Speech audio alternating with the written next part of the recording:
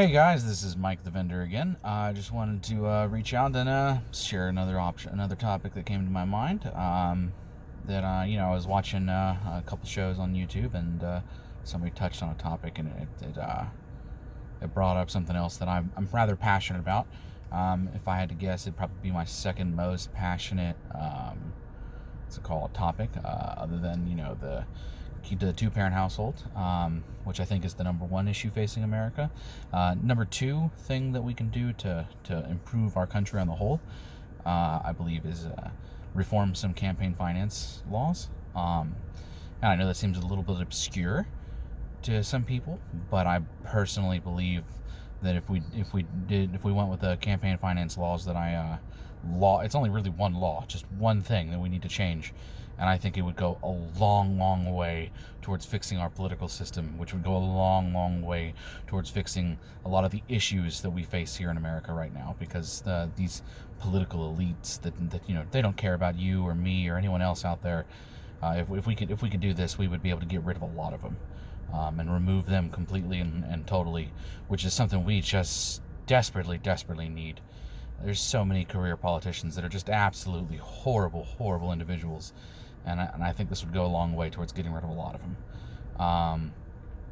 And basically, the idea that I have is just, make it so that if you want to run for politics, the only place that you're allowed to collect donations from is your constituencies, like your constituency. So, like, say you want to vote, you want to run for the Florida 3rd, the only place you're allowed to take donations from is the Florida 3rd.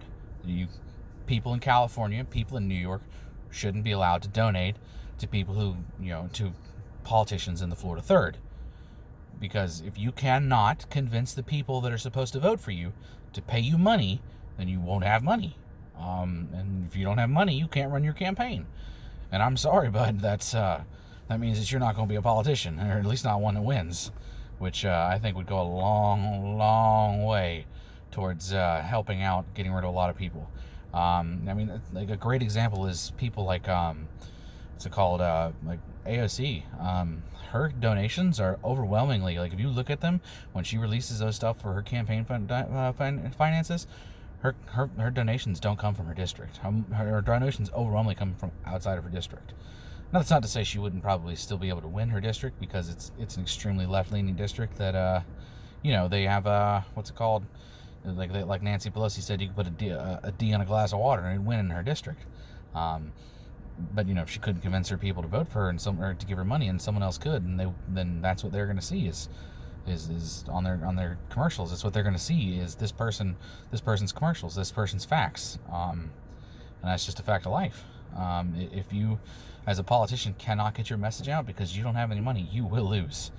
So a lot of these people that are terrible politicians would not be able to get reelected or elected in the first place if they couldn't get the grassroots support inside of their own community. Like in the congressional level, whatever your district is, that's the only place you can take donations from. If you're running for senator, then that's different, because that's a statewide office. So because it's a statewide office, you should be able to collect in money from the entirety of the state. And then when you run for something like president, which is it's a nationwide thing, at that point clearly you should be allowed to have donations come in from all over the country, because everyone is your constituency at that point. But no, I really, really, really do not think that people that live outside of the election should be allowed to donate to it, because that's a terrible thing. I mean, we already don't allow foreign entities to donate inside of our elections.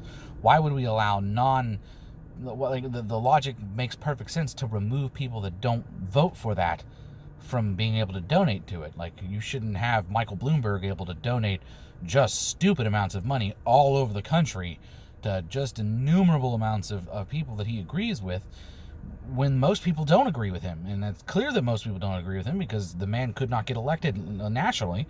So why should we allow him to influence national policies when most people don't like his policy? But the politicians will bow down to him because he's got the cash coming, so they'll give him what he wants.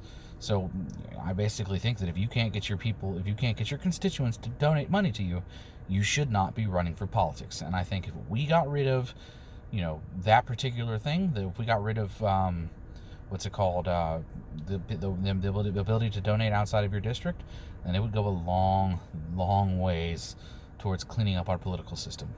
That's really like the biggest thing I can say that we need to do to clean up our political system. And if we can clean up that political system, it'll go a long way towards helping our culture. You combine that with what I said before about the two-parent households, which is like the most important thing, period.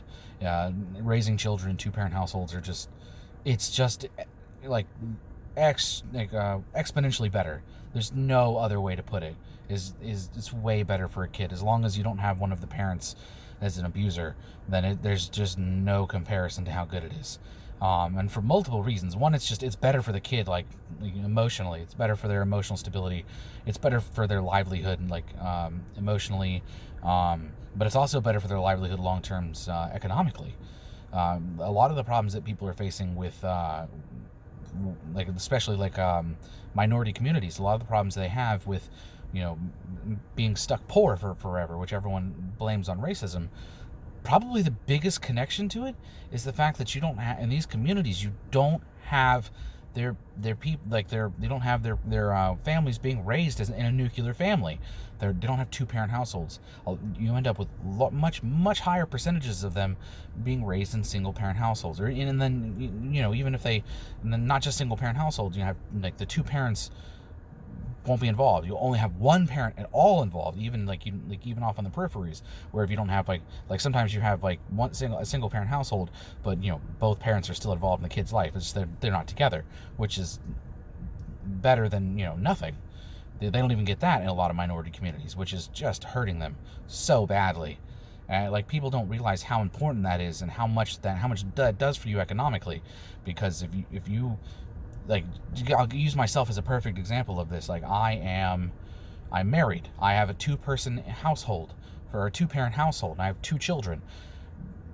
My wife and I are able to accrue a lot more wealth because there's two of us, because she contributes to the household and I contribute to the household.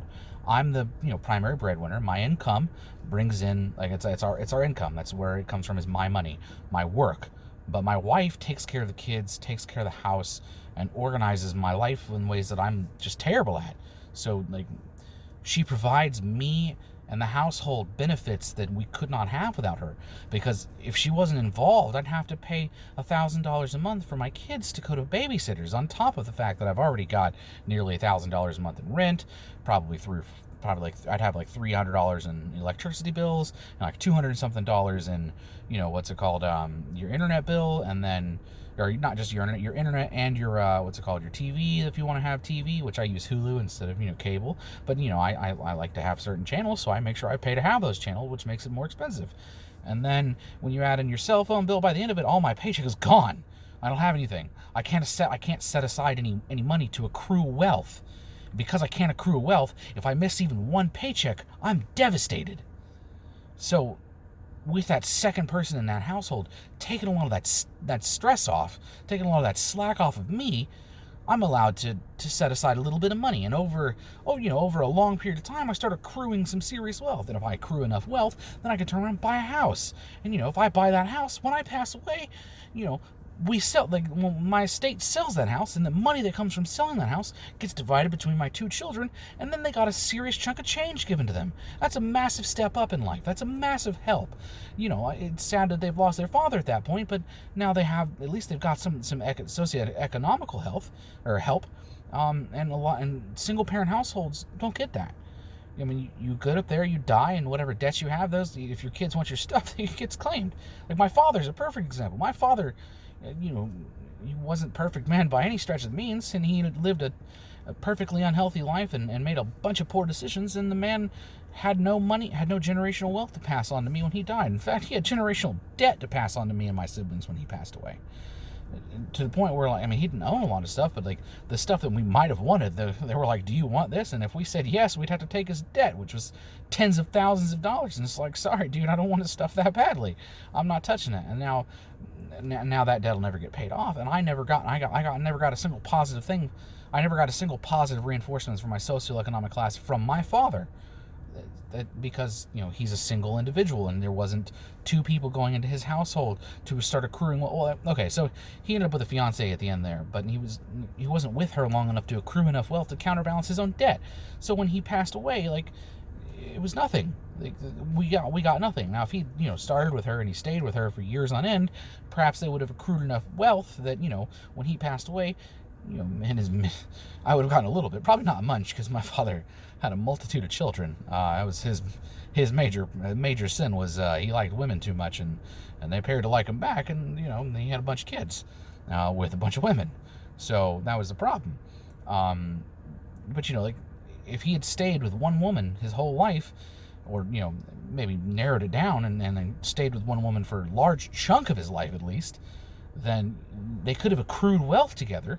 And when he passed away, it would have come on to me and my brothers or my siblings, like it happened with my grandfather. My father passed away before my grandfather, his father, and but my grandfather had, he lived a long time. He was married to the same woman. He had a two-person household, and between him working and his wife taking the burden off him, he was able to accrue serious wealth. And when he passed away, he was able to divide it up evenly between his kids, and he passed the wealth on. Now, I got lucky because when he did that and he passed away, he basically said any of my father's legally recognized kids divide what was supposed to be my father's share evenly, because my father only had 3 legally recognized kids.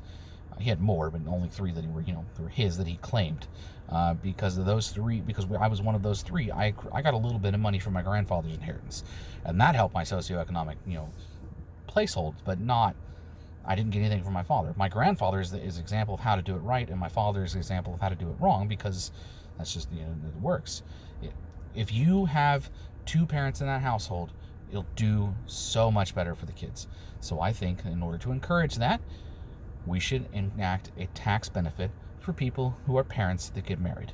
So if you're married, if you're married and you make individually less than $75,000 or collectively less than $150,000, I believe that household should receive an additional 10% on their tax returns.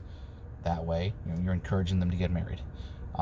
If they don't get married, but they both parents stay involved in their kids' lives, I believe an additional 5% should be working. Now, as an addendum to that, if for whatever reason one of those parents turns out to be abusive and you can prove that, then I believe that when they get a divorce, that should not be penalized. They should still get their 10%, because they, at that point, they're doing what's better for their child, which is the whole point of all this. So the 2 things that I think we could really do to help this country the most: first and foremost, that 10% on your tax returns. Second, reforming campaign finance, because if you can get the money, the big money from all over the country out of your local elections, and only let them be elected by your local people, they're beholden to the local people, and they will vote in your interest as opposed to their big money interest elsewhere. So those are the things I think. Thank you very much. Again, my name is Mike. My handle here is Mike the Vendor. I'm Mike _the Vendor on Twitter if you want to follow me there.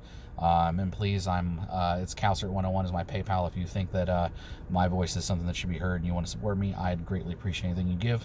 Thank you very much, and I'll put the link to that to both my Twitter and the PayPal in the description if you decide you want to go with that. Thank you very much, guys, and I hope all of you have a wonderful night.